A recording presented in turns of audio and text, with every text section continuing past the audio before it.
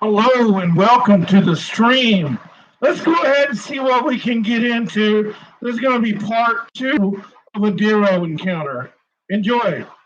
And we talked about this before, how like most people who have paranormal experiences, they have multiple paranormal experiences, not one. They have multiple, and it's kind of throughout their life as if they're marked, right? It's not always necessarily a UFO abductee. Exactly. It's these UFOs. It's paranormal activity, strange cryptid creatures, Men in Black experiences, lost time. I mean, it's a whole spectrum. Yeah, they're tuned into a world that most people aren't. Now, is it possible that people who have this, again, at a young age, they're put into these situations, and their filter never really filters over. They never develop that filter. They're always kind of open, so they always see it. But again, we're talking about tuned in. It's still there. We just filter it out. So is it possible that we're all always surrounded by paranormal events and entities? We just can't see it because we have it filtered out. Yes, I believe so, and I believe that what that guy, that DERO stuck to my head, made me see let me see into that realm, and he shut something off or turned something on, whatever the case is, and it made me see into that realm of something that was really there. Now, some people would say, "Oh, you hallucinated," but no, I really don't believe so, because I don't see why, if a person believes in God or they believe in evolution, I don't know why your brain would ever evolve with, and that would be something that would be in natural selection to terrify you of something that doesn't exist. There's enough things to be worried about that do exist, and I just don't see that being something. One of the interesting things that about this whole thing is that it made me think about the experience when I was 5, whenever I got that book 15 years later from the DERO experience. And after I seen that picture, I thought, well, someone else has seen something that.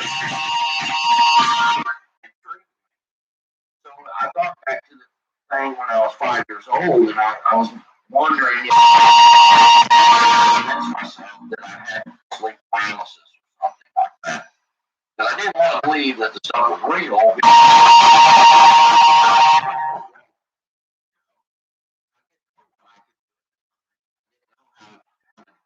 I believe it was real. It's just too terrifying to think about. So, go ahead. Brendan, can you give us the story, first encounter when you were 5? Yeah, that's what I was fixing to do. Well, first of all, I decided I would call. Well, let me tell you the experience first, and then I'll have to go back to that part. Well, when I was 5 years old, I lived in Marion, Indiana. I got up one night in the middle of the night and go to the bathroom. So I got up and I was walking out of my bedroom, took the left in the hallway, and then the hallway turns right, and on down maybe 10, 15 feet, the bathroom's on the left. There's a little dresser in the hallway, and the door to the bathroom was right past that dresser. So I walked down the hall, it was dark, and as I was walking, passing that dresser, this hand, red hand, came out of the wall and grabbed me by the same arm this DERO creature grabbed me by. So this is not, this is the first time I've ever been grabbed, so that's why I think my mind automatically went there, oh no, not again. But it was a red-looking hand, and it grabbed me by my arm, right at the wrist. And if you take your hand and put it over a flashlight in the dark, it makes your hand look red, and you see around the cuticles and all that. Yeah. Your hand glows of red, orange kind of color. That's what the whole creature looked like. But it started with the hand first. It got a hold of my left arm, and it started pulling me up on my tiptoes where I couldn't pull against it. And it came out of the wall kind of above me and put one arm around the other arm around me was kind of pulling me towards the wall. And I was thinking, it's going to take me through the wall. I just knew it was going to take me through the wall. And I thought that that's what it was there to do, was pass me through the wall. And somehow in my mind, I knew that it could. Well, I looked back towards my parents' bedroom, and I was trying to scream, and I couldn't. I could not scream. No sound would come out. So I was extremely terrified on what I was going to do, and the only thing I could think to do was to bite it. You know, as a 5-year-old kid, you think about it, you know, I'll bite it, you know. And so that's what I was going to do. I was going to bite it. And as I went to bite it, I got captivated looking at this hand. I was, you know, because it pulled me up on the tiptoes, so his fingernails and everything was like directly in front of my face, where I could see it real close. And I was just looking. Yeah, I remember looking at the cuticles and the fingernails, and I don't know how long. Maybe I only looked at it for like 2 or 3 seconds, but it seemed like a long time to me. Like time wasn't even the same. And I was just studying it, and I was like, snap out of it and bite it, you know. And as I went to bite it, I opened my mouth and I was reaching to bite his hand. I seen something move out of the corner of my eye, and I looked over, and my sister was standing, coming into the other end of the hallway, and I looked at her, and her mouth was wide open, and she was just standing there and just froze looking at this thing. And I'm telling you what, Brian and Will, this creature could pass through the wall solid enough to grab me. It was red. The whole thing was red. And it had crude ram type horns. And I mean, it terrified me. I was 5 years old. And my sister walks in. And then, you know, and I was going to go bite it. Okay, so now I had to stop there. I had to go back to where I had just looked and everything else was there. Now, I was thinking that first experience, I was wanting to believe, and I can't stress this enough, I was wanting to believe that I had sleep paralysis. And I dreamed that event. I had PTSD. I had nightmares for 10 years, every night, from 5 years old to 15 years old. I had nightmares every single night about that thing chasing me. I was scared to sleep near it. I was scared of the dark. I was really terrified. I was in my whole childhood life, and every time it came nighttime, I was in fear, and I was scared to go to bed. Okay. And anyway, here I am at 32 years old when I had read this book, seen this picture. And I thought, well, I dreamed that first thing. I was trying to convince myself it never happened. I knew the thing in Texas happened. I knew the first thing happened, but I was going to try to make a way. I could not believe it.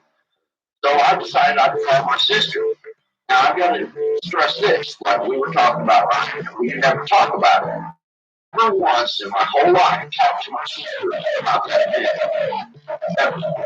So I thought I would call her and just say something without giving her any information on what I was thinking about it, and see if she remembered. So I called her up on the phone, and this was, you know, many years later, from 5 to 32, I don't know how long that is, and, you know, 28 years, something like that. Well, I called my sister up, and I said, do you remember when we lived in Marion? And she instantly said to me, like it was yesterday. And I was like, oh, my goodness. And then I kind of wished I had to call, you know. And then she said to me, you don't know the one thing I always wondered about. And I didn't even want to know what that was. You know, I was thinking, oh, you're not supposed to have, you know, understand what. And I was like, no, what? She said, what happened right after you? And I never even thought about that. You know, and she was a witness to this. So now that she can recall it, she even explained to me what it looked like from her vantage point, sticking up. Because I didn't realize it had another arm around me. I thought it had one hand on my wrist and pulling me toward the wall. But she said it was pulling me up on my tiptoes toward the wall. And she said, what? I always wondered this one thing. I saw what. She said, what happened to that? She said, you think that we would have ran and told mom and dad. You think something like that, you know? I don't even remember all that in bed. I don't remember nothing. So here I am, you know, really know what to think about that. My sister's talking to me, I was remembering anything, you know. Well, see, that sounds a lot like a function to me. Yeah, it does. It's interesting that you and your sister never talked about it at all, ever. Like, since that event, like, how many years later was this then? You know, 8 years later. So, you guys never spoke of it. But obviously, she had recalled the event as well. I mean, she probably had, it wasn't just had for her, but, you know, just tried to piece together this puzzle. And she saw it, and she couldn't comprehend it either. Right. The one thing she did say to me, she said, I was seeing it, not believing it. She said, I couldn't believe what I was seeing. That was the way she said it to me. And that's the look that I remember on her face. It was a shock. And, standing there just let her mouth drop. You know, and she explained to me that, you know, it was out of kind of above me. And were pulling me up. And I did ask her, I said, what do you think that it was going to do? Because I always thought, my rock was going to take me through a wall somewhere. And so I decided, I said, what do you think it was going to do? She said, it was going to take you through the wall. And you know, I was thinking, well, why would you think that too? I said, well, why do you think that? And she said, because that's where it was, you know. And so she thought the same exact thing I did, what his intentions was. And it made me wonder about the kids that come up missing. They were never a trace of it. You know, the windows are and the doors are locked, and the baby is missing. You know, and there's folklore, folk stories about that. You know, that people say are mythical stories, and you know, they're not true, but. I wondered, you know, if it was to take me to the wall, you know, what makes you think that you could get back? Well, I thought it's something that's kind of interesting that probably only Ryan will be able to appreciate. But, you know, obviously I've never heard this story before. But me and Ryan did music videos like in 2008 or 2007. And we had a shadow creature. Well, my wife was an actor and pulled her to the wall and another dimension. Interestingly enough. And, you know, I often think about, you know, these stories about, you know, well, we don't remember what happened after. And it's kind of similar to some of the reports of people interacting with kids. I often ponder and you know, on the whole scenario and think, well, maybe the fact that you don't remember going back to bed means it did get you. Well, you know, actually, I don't know if I should bring this up now. I just actually came across a story from a black-eyed kid encounter of a woman who did let them in. And it was 2 of them. And she was actually, they said that she was a collector. That's what they said. They didn't say anything more than that, but she actually had to fight her way out of the house. I can't remember, but it was only like the other day I found it. And the whole pretty much story is what happened. Yeah, apparently they like you. What that means, one of the details, I'm not sure. But it's interesting, you know, for who, for what. Yeah, that's not good news. No, I mean, yeah, that black guy kid thing, it's the paranormal realm, almost lying when they're asking permission, almost like they need that permission to overshadow that ground. And yeah, that's the first one I ever heard of. Actually, survived it. Well, she might definitely be one of the oldest stories in the world. Yeah, so of course, how much property you said your sister, and remember when we lived there? Yes, In our very dating story. yes. I was sad because I was extremely careful not to feed any information to her. And that was all she needed, and she knew exactly what you were talking about. Yes, correct. Yes. Yeah. And then she said, after I asked her what do you think it was going to do, and she described what it looked like from her vantage point. She said, you know what I always wanted to, I kind of didn't want to know, because I was trying to shut the whole thing down, trying to, get back to like people who never have any kind of calls in their lifetime, or never recall it anyway. And I was going to say, I agree with it. But how can you say that when you have a witness to it? Yeah. So, Brent, did you ever have any other paranormal experiences, or was it just these two isolated? I had one more, but it wasn't like physical, where it actually physically grabbed me. It was with another shadow entity. But, that one wasn't as bad because when they physically interact with you to the point where they're grabbing you and trying to take you, that, to me, that was more scary. And I asked my sister if she ever had any problems sleeping. And she was fearful at night, so she said that she sometimes had problems because these beings tend to use from, I don't know if you ever heard the Nancy interview on Coast to Coast, or I think it's Coast to Coast. But she had a being come out of her closet. There's lots of stories about these beings coming out of the closet. I believe that's where they want to go with the portal, so they can come in and be a little more stealthy about it.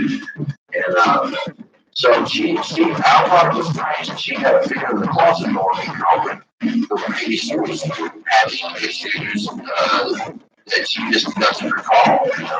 She said that I thought maybe it was worse for you because it was actually, had a hold of you. I'm going to let my wife listen to this podcast because she has an extreme phobia of closet doors. Well, they might be fine. It might be something that she's walked out. She's not remembering where the being comes through the closet. And people that say they sometimes come through, that's a likely story. I don't know on the YouTube channel. I've got so many, I can't make videos about all of them. But they sometimes come in and out of like cabinets. They use another doorway or a closet. You can go over the door above my closet. I used to go about using the closet. How do you have me so big? And one of the things I was thinking about with this door, where I do study the Bible a lot, and I believe it's a lot of information, even if a person isn't a Christian. The Bible's got a lot of information in it about the spirit realm, even if you don't subscribe to it, And I'm looking at like Genesis, where in the beginning, where it says that God placed. There's this garden of Eden, right? And God placed each one of us and it says, the Lord God created a garden eastward and Eden, and there he put man he had formed. Now the word eastward is condemned in the Hebrew, and you would think it means east, but it doesn't. It means antiquity. And it means like far past. It has for time, but it also can be east. So this word is a time and space word. So it's time and space we're talking about. And means pleasure. So you have time space, you have means pleasure, and then the garden means enclosure. That's what I want to get to. There's an enclosure that Adam and Eve had. They weren't able to access the spirit realm until they messed around with the tree, that they weren't supposed to. And I was talking to Will about this. it got me around. He did something really strange. And I thought, why would God want to do this? But he just said he made them coats of skin. And once he made them this coats of skin, he was able to put around this enclosure to cover it. Now, I believe that they had angles that they walked with the doors. They were able to go in and out of the spirit realm and go in the doors, if you will, and to be able to be the temporal dimension. And then come back into the third dimension and travel back and forth like the Bible says that, the devil does. He runs to and fro from the earth back to the heavens, back and forth, back and forth. But we lost that right to do that. God made these an enclosure for us, which is the super skin we got. He places us out of the garden. You're tied to that. Yes, it says you're tied to that coat skin you got by a silver cord. Now, I believe, they actually say for people that the body experiences, and you're connected with the silver cord to your body. Wow. And if you cut that cord, you're supposedly die with your God. That's interesting. I didn't know they said that. That's exactly what Scripture says. And to me, it was interesting because here's what I want to get to. The more than once you put out of that form dimension, we weren't supposed to be playing around here. It's not safe, I don't believe. Well, it says in the east of it, so if you go around from here, placed in the east of the garden, so he's talking about time and space here again. Of the garden, is the closure of the pleasure. Okay, he placed there the cherubim. And a lot of people are talking about the scripture, they say the cherubim with a sword guard the way to the light. It doesn't say a cherubim with a sword, it says he placed a cherubim there, which we know is a class of angels. It's a very powerful type, greater in might and strength, like Paul says, than we are.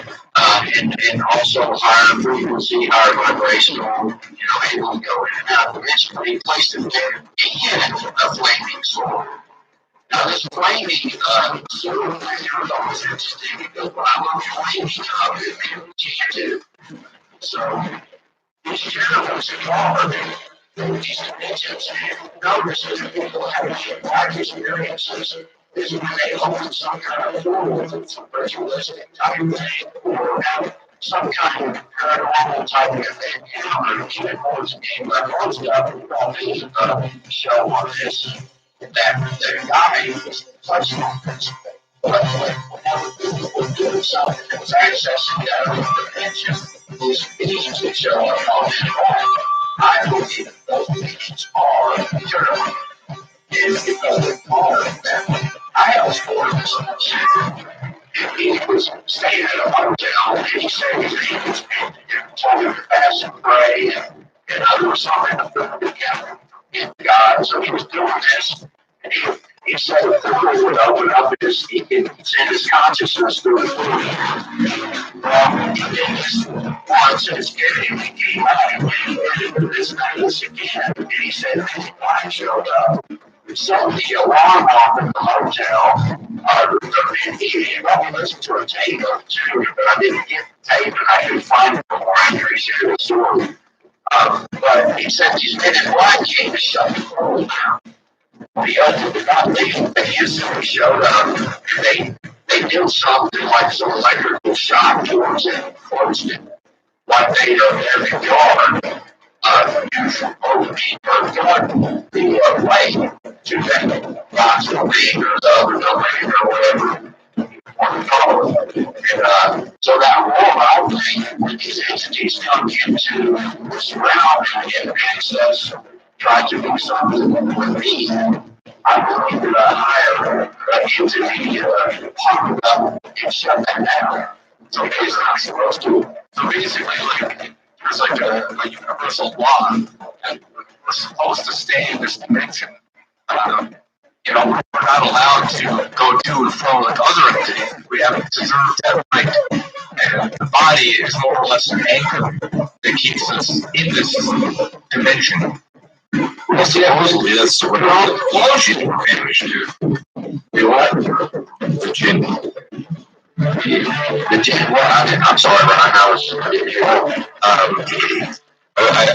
I just wanted to comment that, perhaps it's not so much that we haven't gained the right to go back in there, but, subsequently, of course, in Islam, it talks about the spirits called the jinn, and they're kind of a class of being in between man and angels. They refuse to bow before man. Those are the shadow people is their terminology for it seems like. Yeah, that's what a lot of people ascribe to. That shadow people are actually jinn, and the shadow that we see is basically when they're so close to our dimension. They're in the fourth dimension, we'll say, and when they get so close that they can actually peer across and watch us, then we see the shadowy outline of them, which is not their actual form. But they are, in fact, they are shifters of sort. Basically, when we see shadows that are missing their features and stuff, is that there's certain features of theirs that cannot exist in the third dimension where we are, and which is why we can't see them. But or at least they can stay long. The only other encounter I had was with the shadow being, and he was physical, but it was like he wasn't all the way there, like you're saying, right? So I think you're right, man. I think that's just different terminology that people were using. We would use, I might use shadow being where people in the Muslim faith will use jinn, but we're talking about the same thing. Humans in black, I think that instead of calling them terrible, people call them in black. And I think there can be on both sides. There can be some, because sometimes when they show up, people get an evil presence feeling, and sometimes they don't. So there's obviously different groups, factions, so what have you. It's interesting, too, that the jinn are also people report them using technology quite often. That's bizarre. One thing that I really try to get across on my channel is that these beings, I don't know about the shadow beings, they're a little bit of a mystery. I think they are a little different than some of the other, like that red being that grabbed me or the DERO being. Those beings are physical. Even though they might be higher dimensional and they can go in and out of dimension, they have bodies. If you think about it in the Bible, when Jesus rose from the dead, he came to Thomas and said, "Stick your finger in my side here, feel that I'm flesh and bone." He didn't say blood, because the witnesses that are in, the Bible talks about there's 3 witnesses in heaven, 3 on earth, and you've got blood is not one of them in earth. The Bible says, I guess blood can't exist in the other realm. But he was physical, you can touch him. When you talk about these abduction experiences, it seems to be so much about genetics and things like that. Those beings can't exist in our realm for very long. And then whenever you do hear about someone saying that they've got some kind of hybrid, but they lose their mind if they stay in this dimension. So I think that we can't exist in theirs very long, and they can't exist in ours very long. So it's interesting that in the cattle mutilations, a lot of one of the materials that's removed is occasionally is blood. So, Brenton, I think they're making themselves become skin God, kind of thing. They have to have an enclosure to be in if they're going to be in this long, because I think that you have to duplicate what the Garden of Eden is saying. If you study that out, you have to be in some kind of enclosure where you can't exist. Your soul, a disembodied spirit. There's something, and that might be what some of the shadow beings are. That I noticed, like in some of the stories when Jesus cast a demon out, they begged him not to let draw them out and have nowhere to go. They've been called their country or their home. They said, "Can we go into the pigs?" And Jesus, gave them permission, and they would flee out of that person and go into a pig. Why do they want to be in some kind of body so much? And some of them do have bodies. DERO had a body. He had technology. And how you piece all that together, that's a mystery. Go ahead, Will. I didn't mean to interrupt That's okay. So, Brendan, your first experience, it was the belief that the arrow wanted to pull you into a wall, which was like another dimension. In your second experience, again, we have a DERO, we have a shadow man seemingly working together to bring you once again through a portal. So it would seem that something wants you in this other dimension. For what reasons, nobody really knows.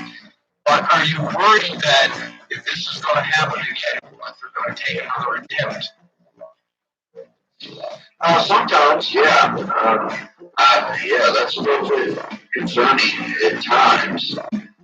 But I have, this is where it gets into where people get upset with me and things like that, because I have a lot of people contact me. I told them the only way I was able to defeat it is what I have learned.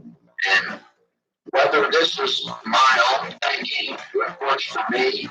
And so I'm not trying to Bible beat anybody, and be dogmatic and tell them, I'm not saying anybody's going to hell or nothing like that. I'm not trying to go there with it, is what I'm saying. But what I found in scriptures and with other cases that people send me was that I made a video called Real Hollow Earth. And in the scriptures, I read across scripture, it said that Jesus' name has authority in heavenly, which is the other dimension, on earth, which is the terrestrial in the Greek, and it said in the earth, which in the Greek means subterranean.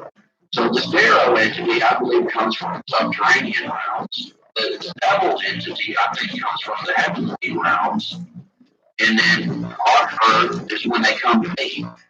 So, whenever I've had these experiences where something has tried to come at me, which I have had and not get physical, I basically said Jesus' name and they flee. And I've had many stories sent to me where this guy had these rays coming to him and he would wake up and they would be in his room. And he said he would say Jesus' name and it would be like hitting them with a baseball bat. It would actually hit them and they would physically look like they were being hit. It would knock them back like 3 feet. He would say Jesus' name again, and boom, it would knock him back again until they're outside looking in through the window. And I have another case where a guy doesn't really believe that so much. So he's kind of keeping it on the fence, and he got it do by some gel-looking creatures that had life within them, and they took him and his friend in the car that they were in, and took them all and put them 70 miles away. The gas gauge was not moved. They had like half a tank of gas. They got out of the truck out on a logging road. They were all loggers, and they were taking a whiz and smoking a cigarette. Well, they seen this big craft come up, and it was like 4 miles wide, and basically it was like a flash of lightning hit, and then they all woke up 60 to 70 miles away in the vehicle. The battery was dead. The bulbs were melted into the sockets of every bulb in the car. There was no power whatsoever. And there was like a web and a gel-like substance over the whole vehicle. And they would try to grab the web stuff. It would disintegrate into nothing. And every one of them had a hole in the small of their back that never healed. This was like in 78, I think, 1978, and they still have the whole. They even sent me a picture of the hole, but the picture they sent me had too much blood crack in it, so I didn't want to put it. It's like a little anyway, I mean, that's what happened to them, and it took their vehicle wrong. So how many these things don't have some technology or some kind of way to even prove a physical object other than, just your physical body? They moved the whole thing. All of them are in agreement with what happened. And the gas gauge was not moved. They still had to have a tank of gas. And then the guy, his name is Martin, and I've got a video on my channel about it. And he got visited every night. Well, he started getting scared about it. After he shared the story, they started attacking him. But the ironic thing about it is there was always paranormal activity. Every time someone has these alien encounters, there's always other paranormal activity. And you can look at other cases like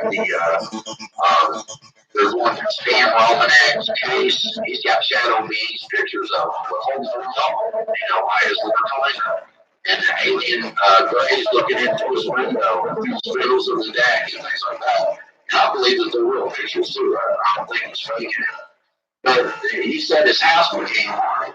Well, so whenever I hear someone talk about alien abduction, I know that they also have haunting stuff in their house. And anyway, he called me and he was terrified because these beings were back. And after he shared it, he said they're mad. And so I shared with him, what I know that helps. I said, you need to believe in Jesus and the authority of his name. And he kind of halfway went, not all the way, and he was able to stop the activity.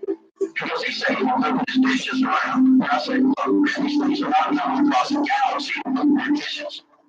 No, it just don't make sense. So they're not close in this aliens. They're actually, they're putting a different label on it now. These are the same things that Ezekiel saw. They're the same things that Elijah and Elisha saw. And that was a whole army got abducted and took to another down in the hole. Mass abduction. Whole army. And so, what it sounds like, if you were kind of viewpoint, is that you have these different what was I calling this? Creative types. Titles on. Well, what it is that if you take Earth and you take the human race, right? And it's like they say that we're being egalitarian or whatever. And it seems like all these different entities, whether it be alien, whether it be demonic, jinn, whatever you want to call it, have these different entities that try to pierce our veil to us for some reason, and we sterilized our bodies because they want to be things like that. That is key to saying our body. So again, these different entities, they all want to get each other from dimensions. But it seems like when people say you just need like you said,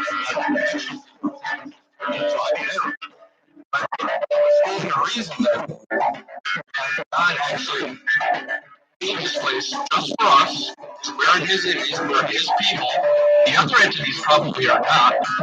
And it would seem that once we call on him, it's like we set up a flag. It's like, hey, these invaders are coming to rule this experiment or this creation that you have for us. So he comes down and draws them because this is his place. This is experiment.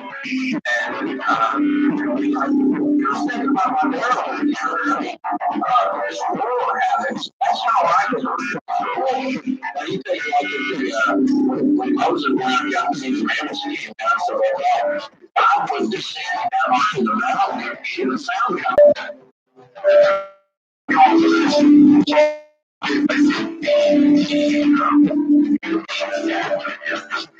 They have lots of research and studies on how we would and the result of all those studies, I mean, he did some very scientific, very much by the scientific method studies on the effects of water habits on healing, fertility, and a whole range of different things.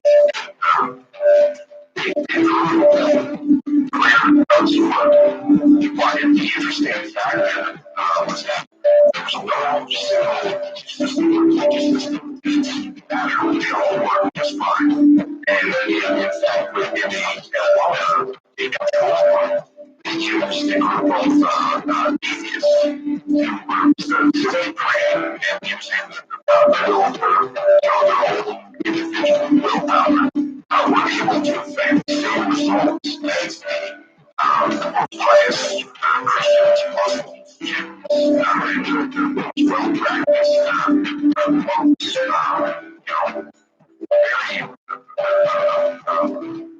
will say are different than the other. It's really matter which one. They all kind of got the same results. So I think, if you can generate that kind of power these channels of faith, and if that works, it's definitely an angle that like for those who out there really can't subscribe to the idea of a higher deity, looking down on us and protecting us kind of thing. I think applying your own personal power, find it within yourself, within doing your pathways of faith or personal inner strength. And I think we have within us to force these experiences away. Believe, basically. All you say is that you want to believe in yourself. It's your own personal willpower. I think. I don't like God. Like my miracles for God's sake. I'm not, to be honest, Brian. I don't like hiding the information I have all about it, because it's not fair. It's not right. Okay. I know the name of Jesus was. I don't know that. And I know have some cases where people got man. Leave me alone. That comes into God's protection, in my opinion.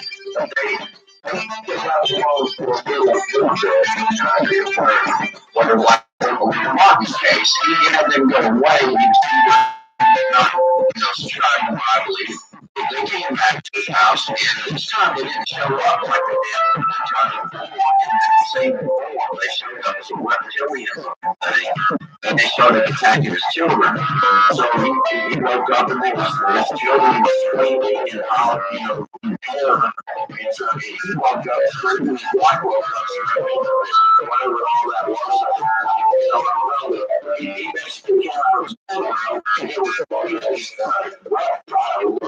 creatures was in the hallway, whether they were leaving the room with the kids or what, I don't know. But he said he went up and he slapped one of them. He hit it, and he said it felt wet and scaly, and they took off and they ran from him, and they teleported out when they got to the living room.